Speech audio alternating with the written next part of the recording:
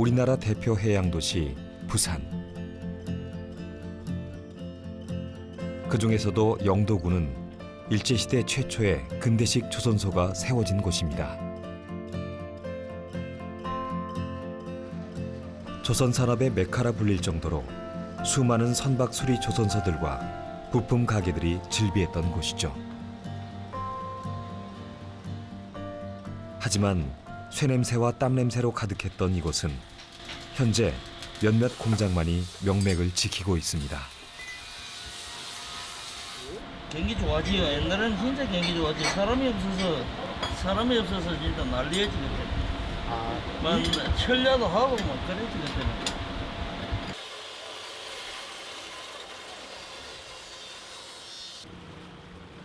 아름다운 해안 절경을 따라 들어선 마을.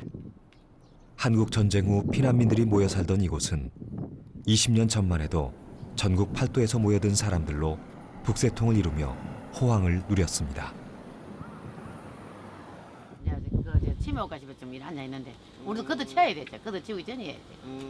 그래 20년 네. 전에는 그래도 경기가 훨씬 좋았겠네요. 여기. 잘 됐죠 그때는. 그때는 장사 잘 됐지. 잘 됐어요 그때는. 사람 인구도 많았고. 저녁에 잠깐 팔 때 한 30만원씩 팔았어요. 옛날에는. 40년째 교복 장사를 하는 주인 역시 고민이 많습니다. 한 학교에 학생 수가 얼마 안 되니까 지금 영도 같은 경우에는 남녀 공학이거든요. 전부 다 중학교가 남녀 공학이니까 한 학교 해봐봐 60명 곧 정리를 할까 싶어요. 30년 사이 인구가 절반으로 줄어든 영도구. 그러다 보니 사람이 살지 않는 빈집들이 늘었습니다. 여기도 공패가고요. 이 집도 공패가고요. 저 집도 공패가고. 네, 저 집도 공패가고. 그 폐가 쪽 앞에 그 쓰레기를 많이 이제 버리고 가는 사람도 많고, 고양이 문제도 많고요. 그리고 담 위험하니까 담벼락 이제 이런 안전 문제 때문에 민원이 많아요. 영도구청에선 최근 빈집 실태 조사에 나섰는데요. 한 집 걸러 한 집이 공폐가들입니다. 대부분 40년이 넘은 낡은 가옥들. 판잣집들은 뼈대만 남은 채 위태로워 보입니다.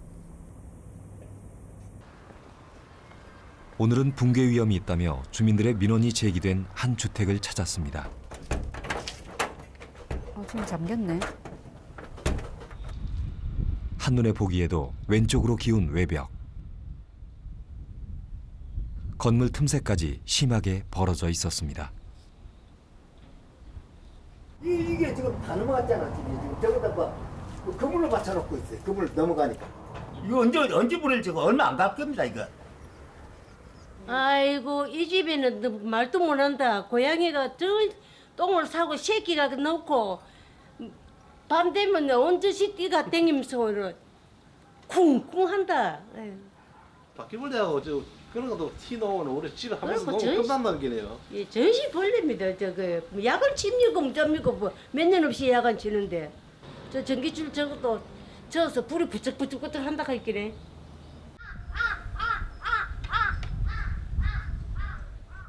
이렇게 방치된 빈집은 이웃들에겐 골칫거리입니다.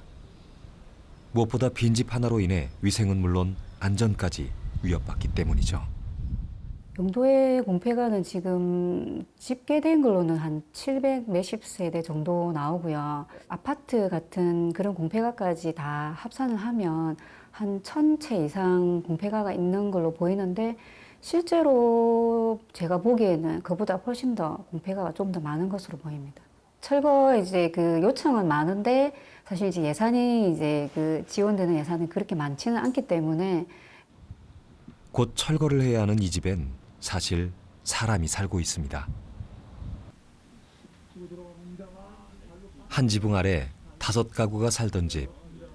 이웃들이 모두 떠났지만 강정환 씨는 무너져가는 이 집에서 홀로 생활하고 있습니다. 참치잡이 원형어선에서 기관사로 30년간 일했다는 그는 배에서 가스 유출 사고를 당했고 제때 치료를 받지 못하면서 장애가 생겼습니다. 가옥중에 목이 안 돌아가더라고요. 목이 안 돌아가죠. 그래가지고 한 3개월 이제 배에서 누워 있었죠. 오는데 한 달 걸리붙죠. 그 이제 시기는 이미 그때 목이 안 돌아갈 때는 넣지 붙지. 뭐 다리가 막 떨리면서 콕콕 바늘가 쑤시면 그래 아파요. 홀어머니를 모시고 40년간 이 집에서 살았다는 그는 자신을 극진히 돌보던 어머니가 돌아가신 후 극도의 외로움마저 생겼습니다. 그동안 고된 뱃일을 하며 차곡차곡 모은 돈도 어느새 바닥이 났죠. 문제는 주거 환경도 안전하지 않다는 점입니다.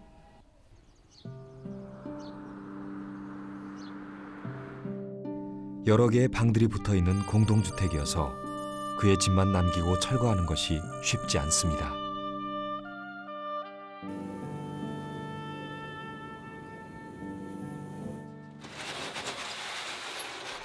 이웃들이 모두 떠난 빈집은 버리고 간 물건들과 곰팡이들로 가득합니다. 해가지고 엉망이 관리를 안 하니까 사람이 없으니까 벌레 이제 바퀴벌레 같은 거, 개미 같은 거 좀 많이 있어요. 습도가 높아지면서 악취도 심각합니다. 형편이 어려운 집주인은 세입자들의 보증금도 돌려주지 않고 잠적해버렸습니다. 몸이 불편한 그가 쓰레기들을 치우기란 역부족입니다. 언제 무너질지 알 수 없는 곳에서 그는 빈집과 위험한 동거 중에 있습니다.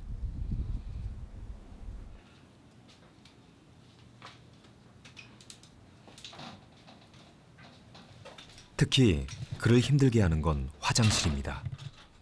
건물 밖 공용 화장실을 이용해야 하는데 불편한 다리 때문에 이동도 힘들지만 화장실 역시 붕괴 위험이 높습니다.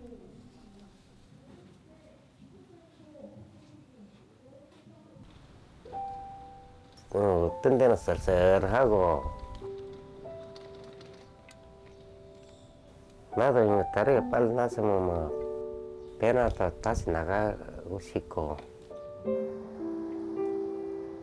해 뜨는 거하고 해 지는 무렵에 그것도 환경이 또 기가 막히지. 그거는 말로 표현할 수도 없지.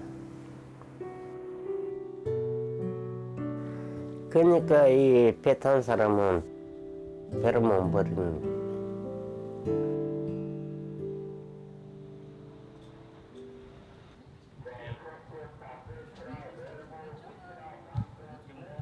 다음 날 구청 관계자들이 현장 파악을 위해 다시 강정환 씨의 집을 찾았습니다. 직원들 역시 고민입니다. 그러니까 화장실 때문에 감이 안쪽으로 들어올 수가 없겠네. 원래대로는 안으로 좀 들어와야 되는데. 화장실을 남겨두고 철거해야 하는 어려움이 생긴 것입니다. 내 생각에는 화장실을 싹 뜯어보고 새로 맹글어주던가 그래야지. 화장실만 남겨놓고 철거한다는 거 이해가 안 돼. 아마 그러겠지. 평소에 철거되면 이제 울려가지고 더 버리겠는데. 문제는 비용 때문입니다. 소유권 관계가 명확하고 그다음 이용하는 관계가 명확한 게 아니고 뭐 예전부터 쓰시던 분들도 있고 또 그분들 갖다가 또 뭐 이런 경우처럼 화장실을 못 쓰게 할 수도 없는 내용이니까 이런 게 돌발 변수가 많습니다. 이런 게. 철거하는데 비용이 한 얼마 정도를 저희가 알고 있습니까? 평균적으로? 대략 한 동당 한 800만 원 정도 이렇게 보는데 장비가 들어가기 어려운 데는 한동 하는데도 뭐 2천만 원씩 나올 수도 있고 그렇습니다. 철거를 해도 철거를 하지 않아도 강정환 씨에게 집은 위험한 존재가 돼버렸습니다.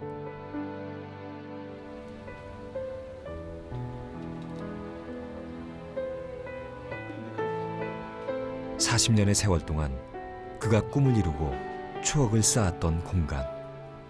그러나 빈집이 된 이곳은 더 이상 편안한 쉼터가 아닙니다.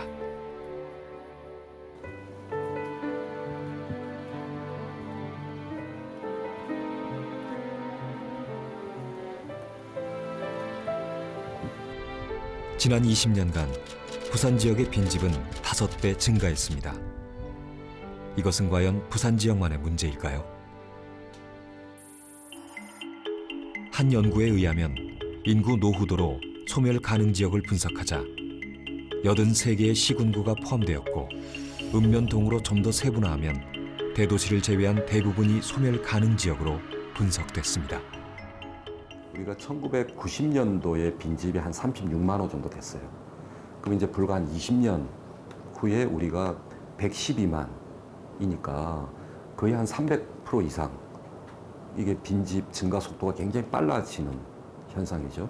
이 고령화 이 속도가 굉장히 빠르기 때문에 이 빈집에 대한 이 빈집으로 남을 가능성은 점점 일본보다 더 심각해질 수 있는 그런 내재된 문제들을 갖고 있는 거죠. 젊은 층들의 탈지방화도 빈집을 부추기고 있습니다. 부산 영도에서 태어나고 자랐다는 박재룡 이말숙 부부. 오랜만에 고향을 찾았습니다. 난 저쪽으로 간 거밖에 기억이 안 나거든. 부부에겐 좁은 골목길 하나하나가 추억의 장소입니다.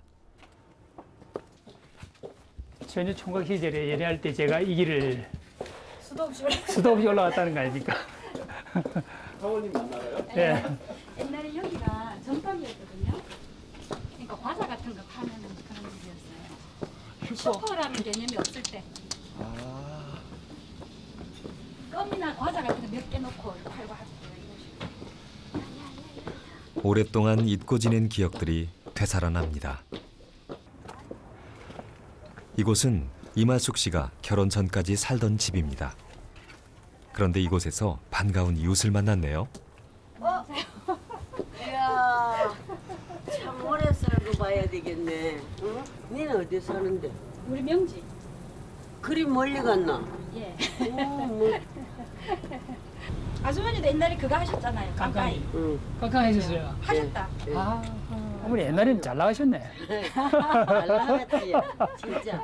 내 안 댕긴 데 없이 다 큰 거는 배도 큰 배는 외국 배는 다 내 손 안 거쳐가는 거 없어요.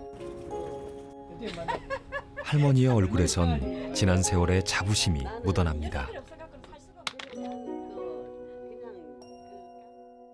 영도에서 선박소리는 최고의 기술력을 자랑하던 산업이었습니다. 그 중심에 영도의 어머니들이 있었죠. 일명 깡깡이질이라 불렸던 망치질로 안악들은 선박에 붙은 조개 껍데기와 녹슨 부위를 벗겨냈습니다. 5m 높이의 선박에 매달려 맨손으로 해야 했던 고된 작업. 그 억척스러움으로 자식들 뒷바라지를 했지만 이제 자녀들은 모두 떠나고 없습니다. 그때는 애도 많고 사람도 많고 그저 그래, 복잡복잡하니 살고 재밌었는데 여기 전부 저 박신이 언니 애들만 해도 너희 5이 됐지. 우리 애들 서이제. 내가 답이었다. 집 답이가 없다. 이 근처다. 예. 아. 답이 가요. 이 누유 저기 여기 뭐 예. 전부 답이 버렸는데.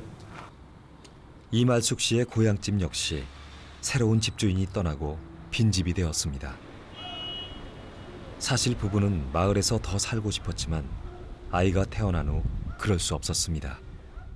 일자리 문제에도 걸리죠. 교육 문제에도 걸리죠. 그다음에 문화시설에 관련되는 커뮤니티도 걸리죠.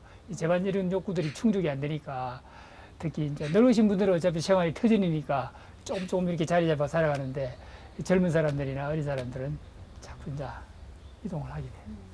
한번 나갔다 하면은 들어오지 않는 게 용도가 돼 버리니까.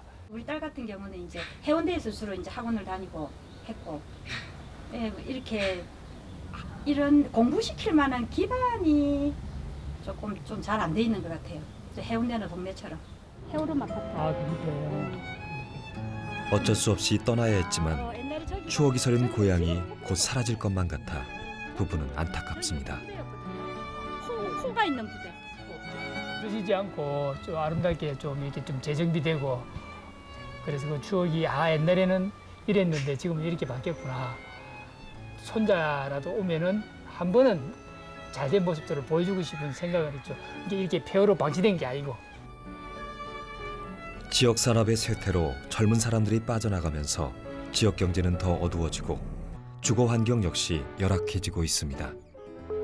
30년 후 우리나라 10가구 중 1가구가 빈집이 되면 결과는 더 심각해집니다. 당연히 지자체의 세수도 감소하고요.